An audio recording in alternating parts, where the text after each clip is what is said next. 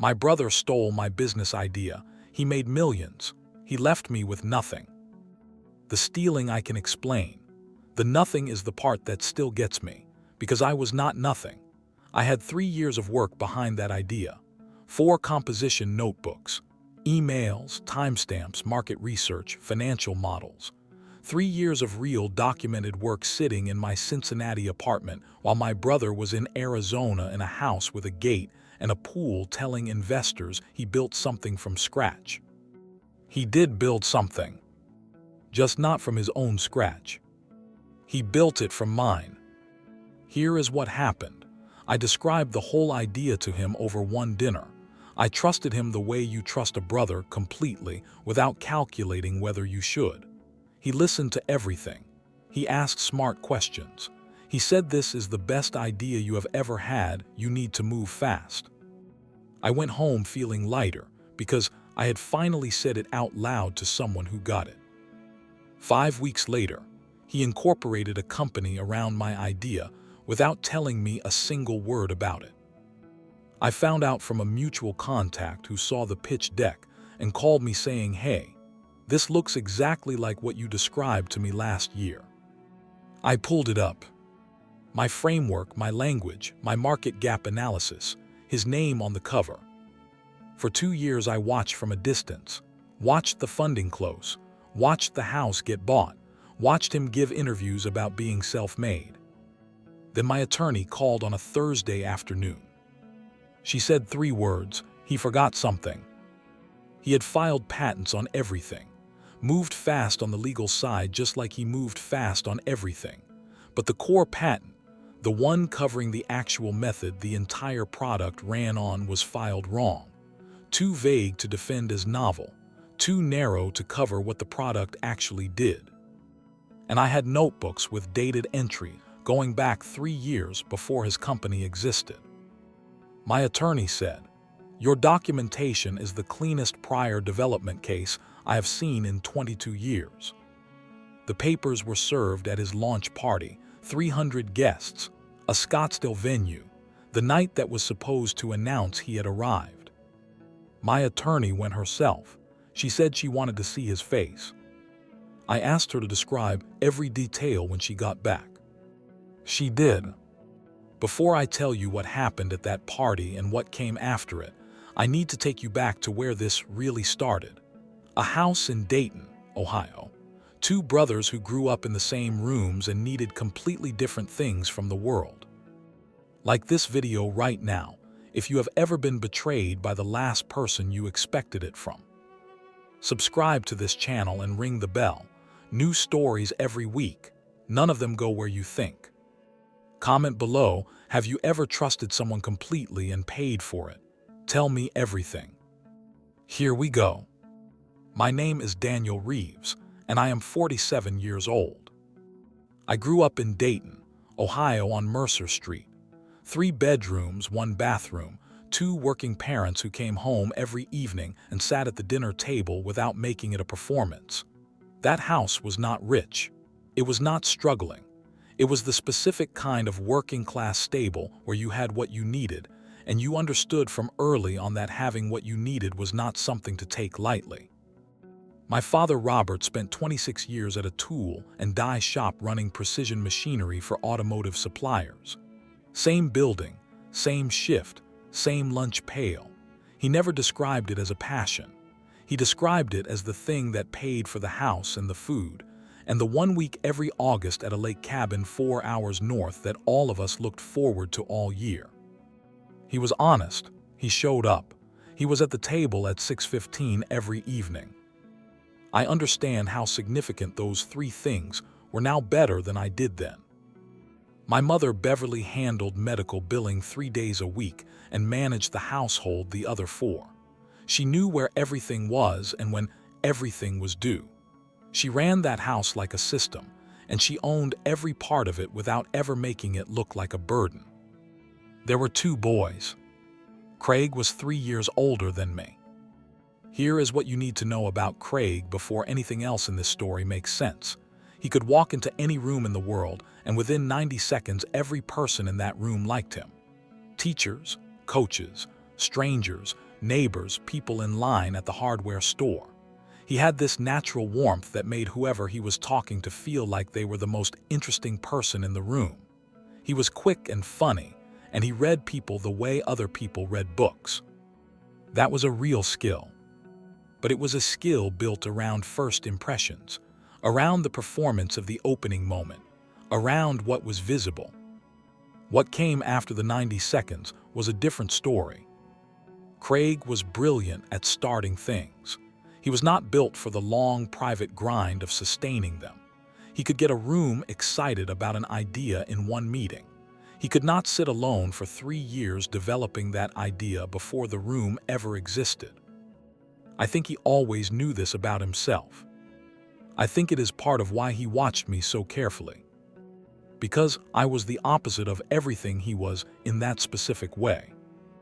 I was quiet in rooms full of strangers. I did not know how to fill silence with performance.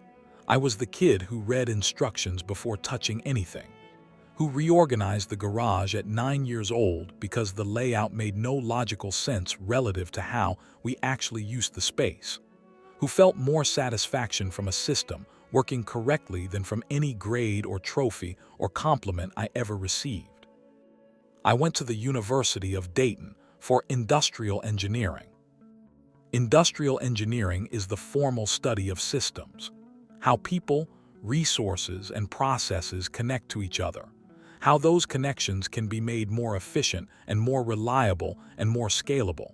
It was the official language for something I had been thinking about informally since I was 9.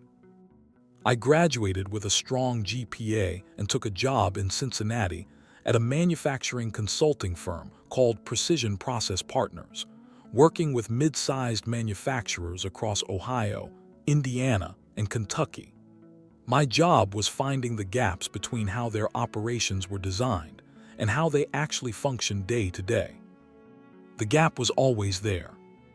In every plant, in every system built for one set of conditions that was now running under completely different ones. The floor supervisors knew things the boardroom did not know. The people closest to the actual work had operational knowledge that was not reaching the people making strategic decisions, not because anyone was hiding it, but because no reliable mechanism existed for capturing it and translating it upward in a form that decision makers could actually use. I found these gaps for 7 years. In year 4, I noticed that this was not a one-client problem. It was a pattern across every manufacturer I had ever worked with. And no existing software was solving it correctly, not for the actual conditions of a manufacturing environment, which were loud and physical and fast, and not built for careful data entry. I bought a composition notebook, dated the first entry, wrote, "The gap between floor knowledge and boardroom decisions is the most expensive gap in manufacturing. No one has built the right bridge yet." 3 more years, 3 more notebooks. By the time I had 4 of them, I had a complete framework for a software platform that captured operational intelligence from the floor in real time, categorized it, and delivered decision-relevant information to the right person at the right level at the right moment. I had a name, a market analysis, a financial model, hundreds of pages of dated sequential documentation. What I did not have was investor connections or capital, or any experience taking an idea to a real company. Craig had all 3. That is why I described everything to him over pasta and red wine on a Tuesday evening in October at a quiet Italian place on Madison Road in Cincinnati. I trusted him the way you trusted someone who grew up in the same house as you. He listened, he asked smart questions, he said move fast on this. Then he went home and moved fast himself. 3 weeks after the dinner, I texted Craig, "Just checking in on the connections you mentioned, still thinking about timing on the platform idea." He wrote back, "Working on some connections, give me a little more time." 6 weeks after the dinner, Pete Sullivan called me. Pete was in tech sales in Columbus. He knew both of us from different circles. He said, random question, did you know Craig was starting a software company? I said, send me whatever you have. He sent the pitch deck. I opened it at my kitchen table. My framework, my market analysis, my language in the problem statement. The company was called OperaLink, incorporated 5 weeks after our Tuesday dinner. I sat at that table for a long time. I did not call Craig that night, not because I was calm, because I was the opposite and I knew that whatever came out in that state would be the wrong thing at the wrong moment. I have learned that the most important decisions come after the feeling, not inside it. I sat with it for 3 days. On day 4, I called him. He said, hey, I was going to call you this week. I said, tell me about OperaLink. Pause, long enough to tell me everything I needed to know. He said, Daniel. I said, tell me. He said, I was going to bring you in. I needed to move fast because you never move fast enough and I did not want the window to close. I have the investor connections. You have the technical side. It makes sense for me to lead the business structure. I said, Craig, that was my idea. He said, ideas in conversations are not owned. I said nothing. He said, come to Columbus, see what we are building. We can give you a real role, technical director, something meaningful. Technical director, in a company built from my idea, reporting to my brother. I said, I need to think. He said, take your time, the offer is real. I hung up and called Margaret Holt the next morning. She was a partner at an IP firm in Cincinnati, 22 years handling technology patents and business disputes. My former boss had used her twice and said she was the sharpest legal mind he had ever dealt with. I described the full situation. She listened without interrupting. When I finished, she said, documentation of prior development. I said, 4 composition notebooks, hundreds of dated entries. Oldest is 3 years before OperaLink incorporated. She said, digital timestamps. I said, I email myself notes and attached files. I have done it for years because I like having things in 2 places. She said, when can you come in? I was there the next morning. She spent 90 minutes going through everything. At the end, she said, tell me what you know about their patent filings. I said, nothing specific. She said, I am going to find out what they filed when they filed and in what form. If Craig moved as fast on the legal side as you are describing on the business side, there is a real probability the foundational patents were not filed correctly. I said, what happens if they were not? She said, it means the entire business is sitting on ground he does not legally own.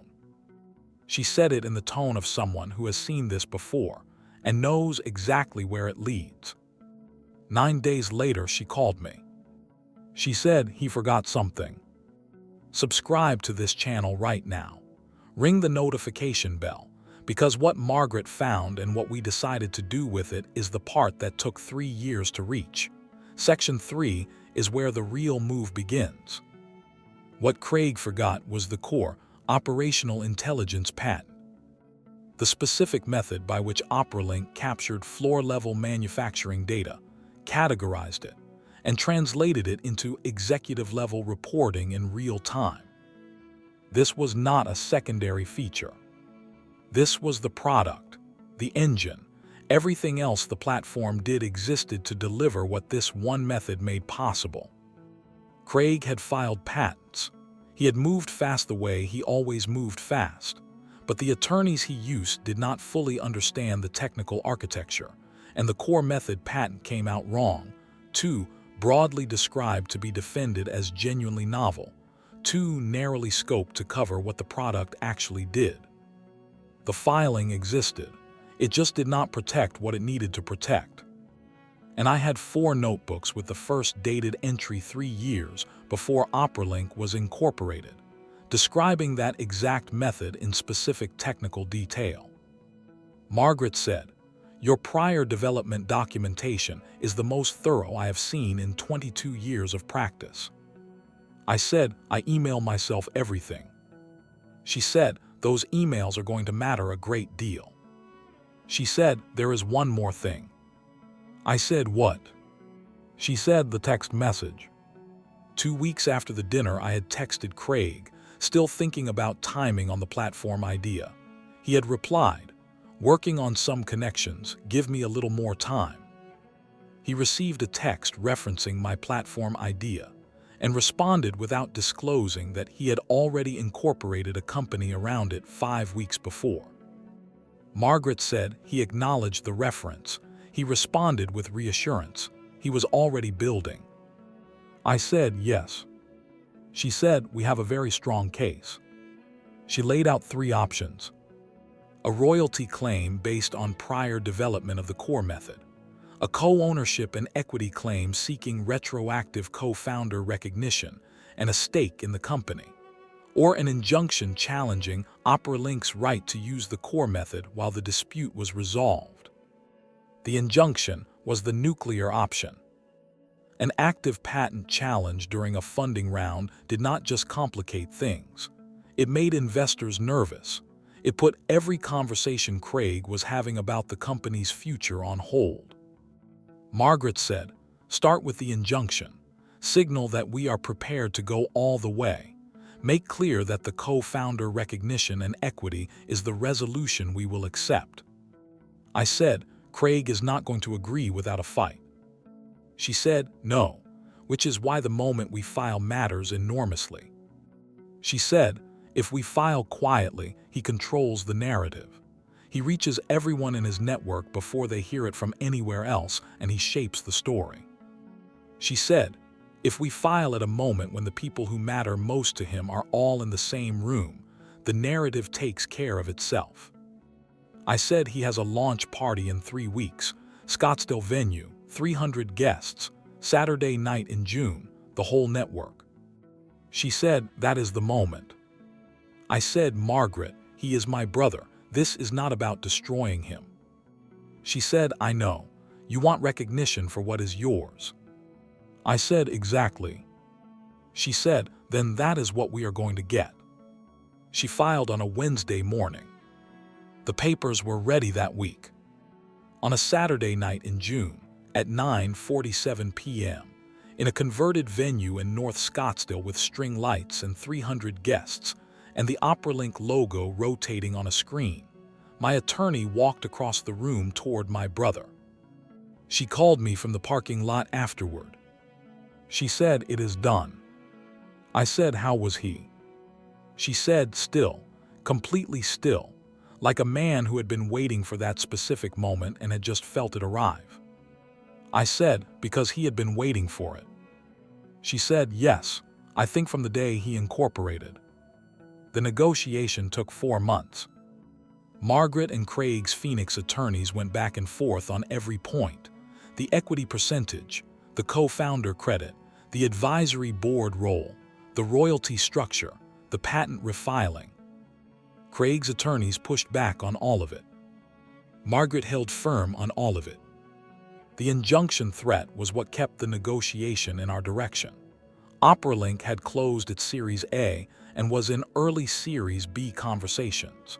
An active patent challenge to the core method made those conversations significantly more difficult, and everyone in the room knew it. 6 weeks into the negotiation, Craig called me directly. On a Sunday morning, my cell. He said, Daniel. I said, Craig. He said, I want to say something without lawyers. I said, okay. He said, what I did was wrong. Just that, no context attached, no justification following it. I said, I know. He said, I told myself a story about it, that I was doing you a favor by moving fast, that I was going to bring you in once the structure was built, and it would be better because I had the connections. I believed that story for about a week. I said, why did you not just call me the week after the dinner, before you filed anything? You could have said, I want to build this with you. I have the network and you have the idea. He said, because then it would have been yours, and I wanted it to be mine. He said it plainly, not performing regret, just stating a fact. I let it sit. He said it never felt like mine, not for a single day in 2 years. I said, Craig, the negotiation will produce a result. Your attorneys and Margaret will work it out. He said, okay. He said, Daniel. I said, yeah. He said, when she said your name at the party, standing there in that room, I knew it was the right thing. Even in that moment in front of 300 people, I knew it was right that you had done it. I said nothing. I hung up.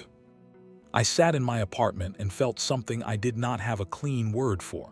Not satisfaction, not quite forgiveness either. Something in the space where both of those things were eventually going to live. The settlement was signed on a Thursday morning.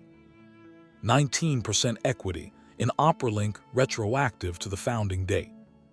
Co-founder credit on all official company documentation going forward. Advisory board seat with a defined product development role. Royalty income from the core method tied to company revenue. Refiling of the core operational method, patent with my name as co-inventor. When Margaret called to confirm, she said, "It is done, all of it." I said, "Thank you." She said, "Thank your notebooks. Ring that notification bell and subscribe right now because Section 5 is the second dinner. The same restaurant, the same booth. And what Craig said that night changed the way I understood everything that had happened between us. 3 days after the settlement signed, Craig drove to Cincinnati. He texted that morning and said, "I am going to be in the city today. Can we get food?" I said, "Same place." He said, "If that is okay." I said, "Yes." He was already in the booth when I arrived, looking at the menu even though we both knew what was on it. Some people needed something to do with their hands before a hard conversation. We ordered. We were quiet for a moment. He said, "How are you?" I said, "Okay, you?" He said, "Honestly, better than I expected to feel, because it is over. For 2 years I was running fast enough to stay ahead of what I knew I had done. That carrying is done now." I said, "What were you carrying exactly?" He said, "Knowing. Every investor meeting, every pitch, every time someone congratulated me on what I had built from scratch. I knew what I had actually done and I could not say it and I could not undo it and I just kept moving." He said, "You want the real thing?" I said, "Yes." He said, "I was jealous of you." Plainly, not as a performance designed to produce a reaction.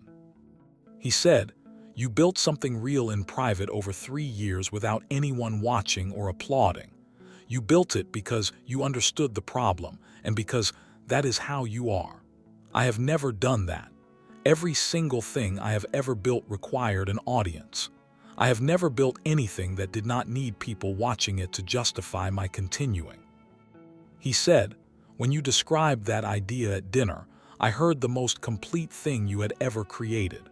And I wanted, just once, for the thing that was most real to have come from me." He stopped. He said, "It never felt like mine, not once." I looked at my brother.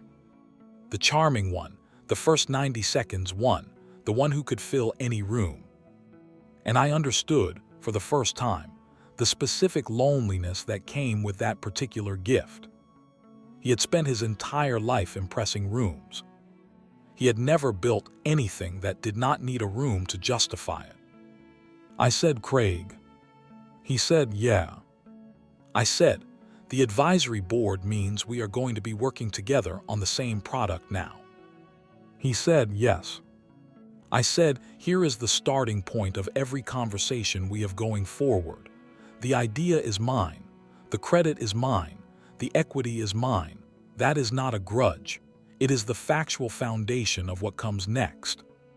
He said, "I know."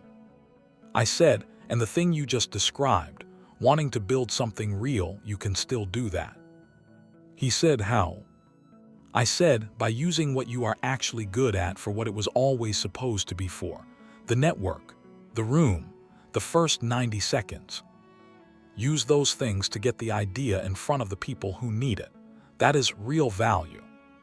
He said, and you do the rest. I said, and I do the rest. He was quiet for a moment. He said, that is literally what I said to you at the first dinner. I said, yes, you just forgot to ask before moving. He said, I am sorry. He said it the way people said things when the performance had been completely stripped away. I said, I know. We ate. We talked about the product and the Series B, and where the core method had room to expand into industries beyond manufacturing. It was the conversation we should have had 2 years before. It was not too late. After dinner in the parking lot, he told me about the house in Scottsdale, that liquidating it was part of what made the settlement terms work financially in the short term. He said the car too, the one I bought after the Series A. I said, Craig. He said, I'm not saying this for sympathy. I am saying it so you know the settlement was real, that it cost something. I said it should have. He drove away. I went home. I looked at the 4 notebooks on the shelf across the room. I thought about the first entry, March of year 4 at Precision Process, the Florida boardroom gap, the bridge nobody had built yet. I thought about Margaret saying, thank your notebooks. I thought about Craig saying it never felt like mine, not for a single day. The ground was always mine. He just built on it without checking. And the notebooks proved it. Every dated entry, every email I sent to myself, every Tuesday morning I sat alone and wrote down what I was building before anyone in the world knew I was building it. That was the real asset. Here is what I want to leave you with. Not the legal strategy, not the injunction or the patent filings or the settlement percentages. The notebooks. I kept 4 composition notebooks over 3 years, and I dated every entry, and I emailed myself files because I liked having things in 2 places. I did not do this because I was preparing for a dispute. I did not suspect Craig when I was doing it. I did it because I believe that the work of building something real deserves a record. That habit was the thing that made everything else possible. Not the attorneys, not the party, not the moment my attorney handed Craig the envelope in front of 300 people. The notebooks. So here is what I want you to do. If you are building something right now, an idea, a framework, a business, a process, anything, document it. Date the entries. Email yourself. Timestamp the work. Not because you expect someone to steal it, because the most real things are built in private before anyone is watching, and the documentation is how you establish that what is yours has always been yours. Craig said something that I think about more than anything else from that second dinner. He said, you built something real without anyone watching. He said it like it was unusual. And for him it was, because he had never done it. But I want you to hear it differently. Building without anyone watching is not unusual. It is how every durable thing gets built. The audience is for the finished product. The building is for you and the notebooks, and the timestamps, and the truth of what you made before anyone knew you were making it. Craig and I sit on the same advisory board now. We are not what we were before that Tuesday dinner. Some things change the shape of a relationship permanently, and you do not fully get back to where you were. We are building something new between us. It is slower than I would like and more honest than I expected. Our mother still makes dinner on Sundays. We both go. We sit at the same table we grew up at. We do not talk about OperaLink on Sundays. Sundays are for the food and the family, and leaving the rest of it at the door. Everything else waits until Monday. Thank you for staying with this story all the way through. It is a long one, and I know some of it was hard. But the hard parts are the honest parts, and the honest parts are the ones worth spending time with. Like this video right now, if something in this story connected with you. Subscribe to this channel and ring that notification bell. Every week there is a story here that is real and does not go where you expect. Share this with someone who is in the notebook years right now. Someone building in private without an audience yet. Let them see what those years produce. Comment below and tell me what you think. Was Craig redeemable? What would you have done differently in my position? I read every comment, every single one. Thank you for being here. The notebooks matter. The ground is yours. Keep building.